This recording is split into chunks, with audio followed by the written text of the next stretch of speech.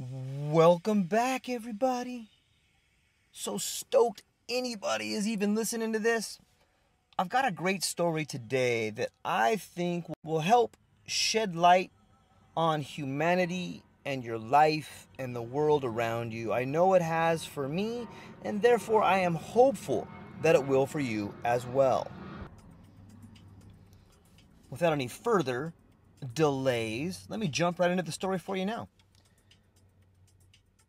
Picture a fictional place, a South American tribe, a colony of people on another world. It doesn't really matter how you picture it. I choose to go with a South American tribe.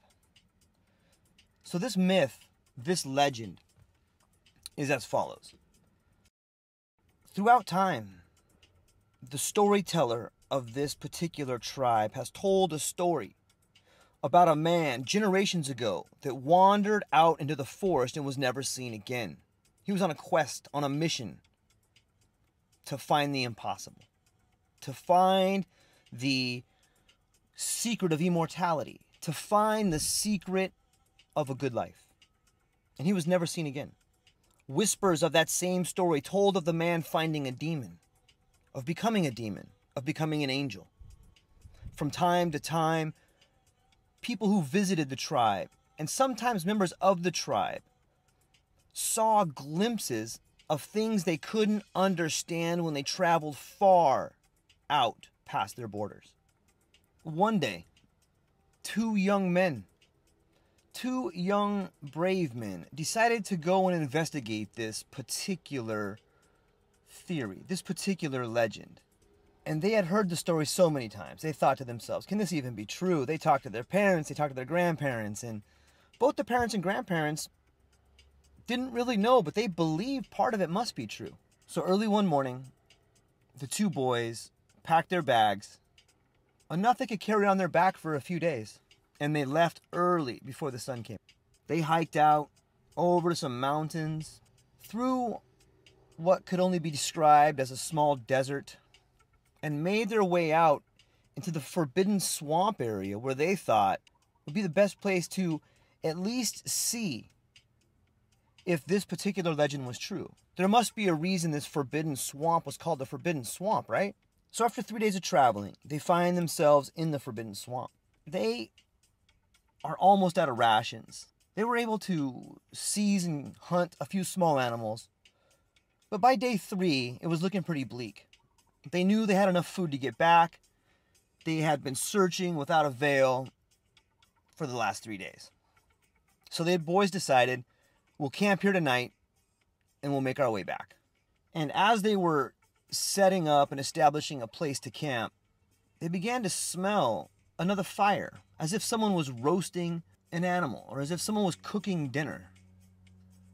They followed the smell further down the swampy embankment until they found what looked like a gentleman sitting by the side of the water, by a little brook with a little campfire, and he had a little bag with him. The boys thought this would be a perfect time to investigate. Maybe this gentleman knew of the legend. Perhaps he knew where they could find the man, or maybe he was from a different tribe and had a different idea.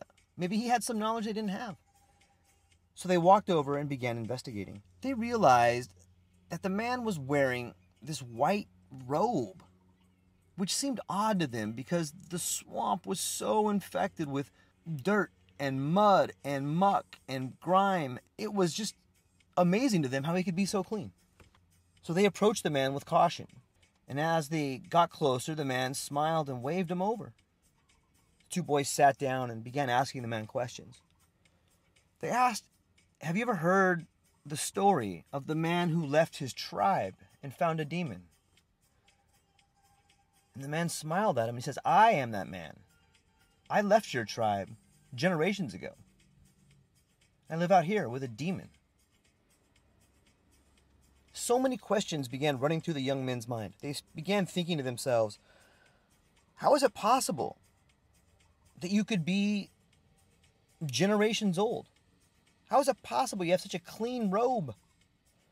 What is it like to have a demon?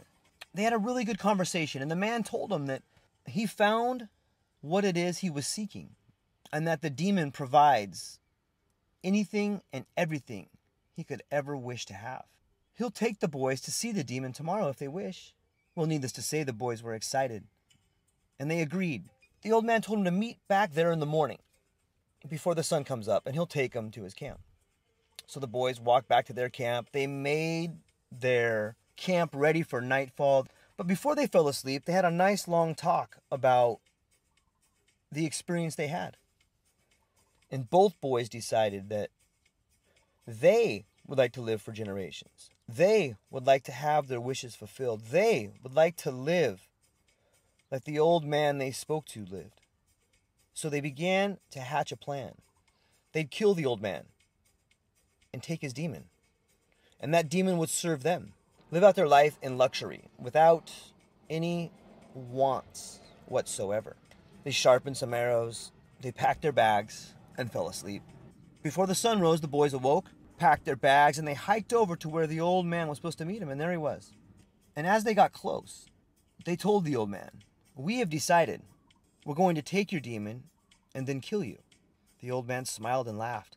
He said, "Nothing would be better for me. You don't even need your weapons. I'll take you to my camp. I'll show you the demon, and you can have all of it, and I will walk away." The boys found this perplexing, but agreed. No need to kill somebody if you didn't need to. So they began walking, and as they began walking, the grimy, brine-filled, swampy path began to give way to a golden cobblestone pathway.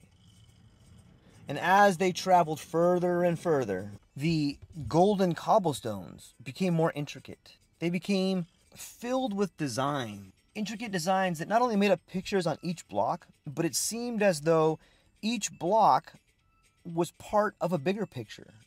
And the more you stared at the designs, the more intricate they got. It was magical to the boys. Not long after moving down the golden cobblestone pathway, they came upon a giant crystal palace, decorated by jewels of all kinds of colors. There was a beautiful melodic sound on the wind, like an angel singing. It was beautiful. You guys get it? It was beautiful. It was more than the boys could possibly fathom. They're blown away. The man takes them into the castle, and they sit down in this amazing throne room. Golden thrones and unbelievable lifelike sculptures that were so detailed it's hard to imagine. And as everybody sits down, the man calls for the demon. The boys are holding their breath. They're wondering, wow, I wonder what a demon looks like. A small, half-goat, half-man creature makes his way into the throne room. And he only stands 2 feet tall. In some ways, he's cute, but disturbingly cute. He has an air of maleficence, like a sort of dangerous beauty.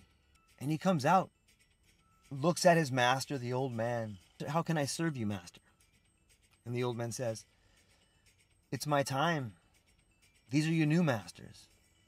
And the demon looks at the old man. And he looks at the 2 boys. And he looks back at the old man. And he says, "It is your wish, master." Then it is so. The boys are amazed how easy it is. How easy it was for the old man to give up ownership of the demon. And they ask him, "Is there anything that we should know before we let you leave and we take control of your demon and your kingdom?" The old man says, "Yes, there's so much you should know. But I'll tell you this. You must always keep the demon occupied. Because if you do not keep the demon occupied, he will kill you." The boys think to themselves how easy it will be to keep the demon occupied. They have so many dreams and so many wishes and so many wants. They tell the old man, "Thank you. You've made this easy for us. We didn't want to kill you." And the old man says, "Believe me, you have freed me. I will be down by the river for 1 day if you boys decide that you no longer want to control the demon." The boys laugh. "Thank you, old man. It's very kind of you. But I don't think we're going to need your assistance." So the old man gathers his backpack and he heads back down to the water. And the boys begin telling the demon of their wants. One boy asks for a palace that is vastly superior to the one the old man had built. A one of such intricate design, it stretches the limit of the boy's imagination.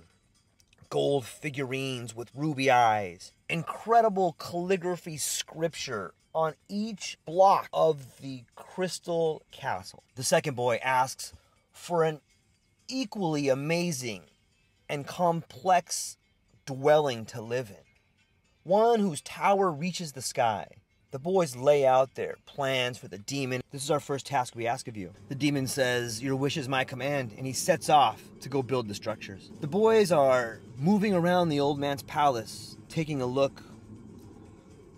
15, 20 minutes have gone by, and the boys are beginning to get excited about what their new life is going to look like. And within the 20 minutes, before minute 21, the demon comes back and says to the boys, "It is done." The boys are amazed. How can it be? It's been 20 minutes. And yet, you've built a structure that would take man generations to build? So the boys walk out. They walk down just a few yards from the old man's castle, and they see these amazing structures. The demon says, "What is it that I can do for you now?" But the boys are so mesmerized by these unbelievable feat of architecture, they begin wandering around their individual castles. And as they're walking towards their individual castles, the demon begins to grow more angry. "I ask you, master, what is it you wish of me now?" And the boys become a little alarmed. And as they turn back towards the demon, because they hear the menace in his voice, he's no longer 2 feet tall.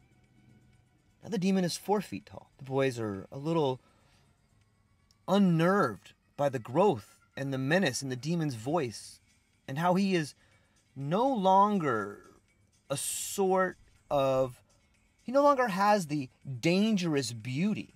It's now becoming a dangerous menace.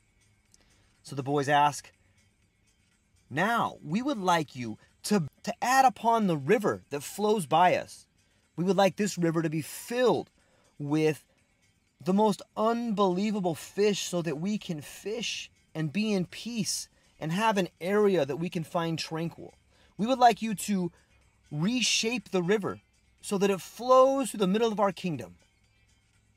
The demon nods his head and says, "It shall be done." The boys look at each other and begin to think how strange it was that the demon grew, and how fast that the demon did the things that they wanted done.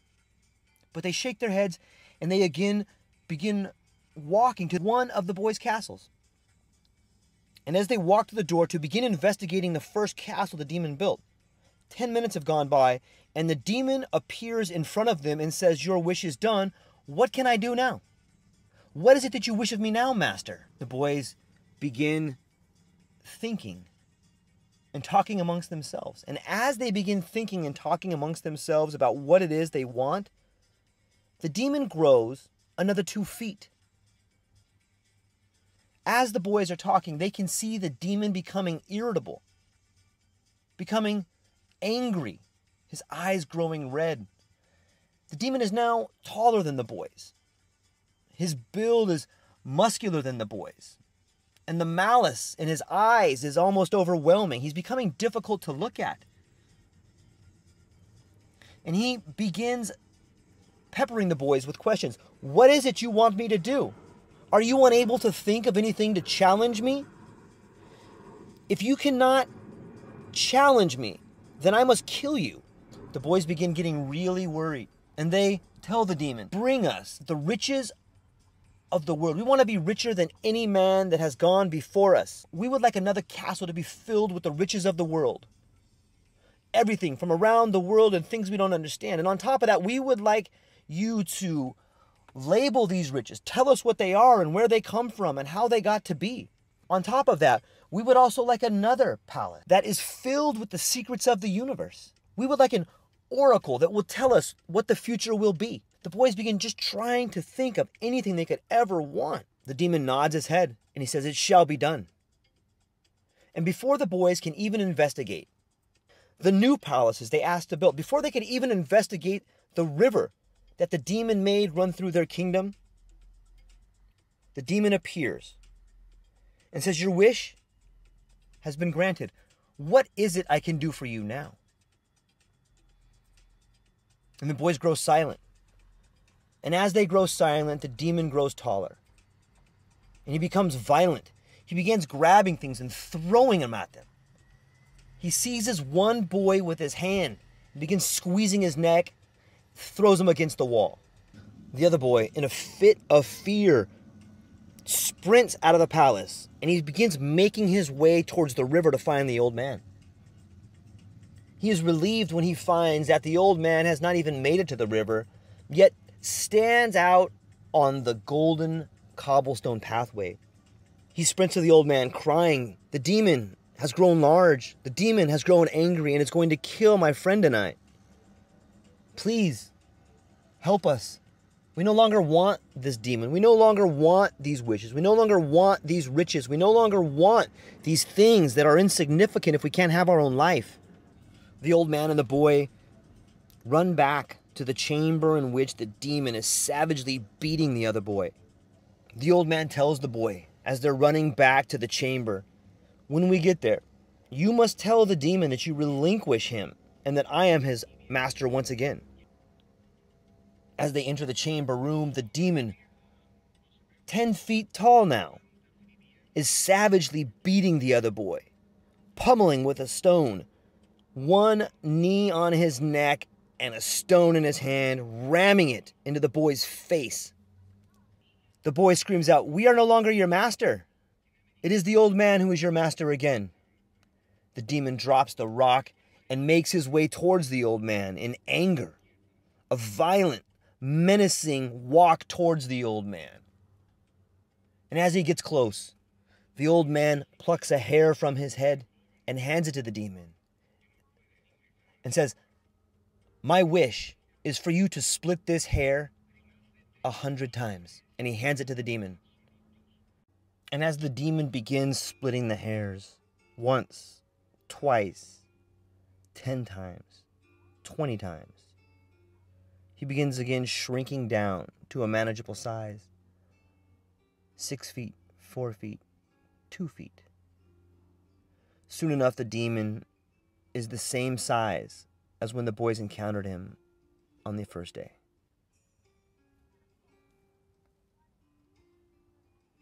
That's it. What do you guys think? What is the moral of that story to you? I'm sure that you can think of many things. Just take a minute to think what it can mean to you. Is that a story of youthful ignorance? Is it a story of human nature? Is it a story of meaning? Of what's important in life? Is it a story of power? There's so many different ways to look at that story, and I often think about it in my life. And the more I think about it, the more I can equate it to different things. One interesting way to look at it is that mankind, all of us, are this demon. And that people in positions of authority are trying to control the demon. And the more they ask of the demon, the more they get. However, the more they ask and the more they get, the more they put themselves in danger. Because mankind, the crowd, the nation, the working people are a demon. And the people in positions of authority ask so much of these people, and they provide it. And when there is nothing left for the demon to do, the demon turns on the people in positions of authority and kills them. And I think that our history is a pretty good representation of that. The different revolutions around the world, the populist uprisings, the Arab Spring, the students in Hong Kong, the BLM, all of them. I think what you're seeing is the demon in man, rebelling against the greed and selfishness of the people who want to lead them. It lends credence to the shit we fight over too, right? Like we're splitting hairs. We're talking about, is a man a woman? Are all white people racist? The things we're fighting over are so minimal when we have so much in common. Gender, race, yeah, there's a difference, but we are being split. There's splitting humanity so that we do not fight them, but we fight each other.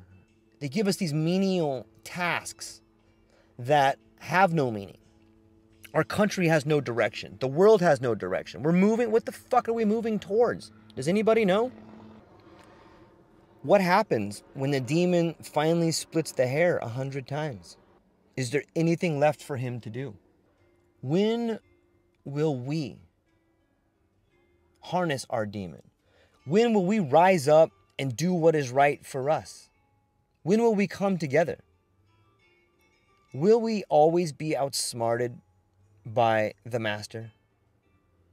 Is there a master class of people that are trying to manipulate us? Is COVID splitting hairs? That's just one interpretation. But think about it. And I would love to know what your guys' interpretation of the story is. I think it's a beautiful story. And that's just one interpretation that I have. I have many other ones. As much as I want to share them with you, I don't want you to have only my interpretations. I would love to hear yours. And I hope the story helps you think about life in a different way. Yourself, your environment, the people around you, and the role you play. Are you the boys? Are you the old man? Are you the demon? Are you someone in the tribe that never went out to find him? And who's better? Was it smart for the kids to go find him? Was it irresponsible for them to do it? What happens to them afterwards? What about the old man? Has the demon had masters before? Does the demon live inside the old man? Where does he reside? Think about it, guys. I love you. Let me know what you think. Aloha.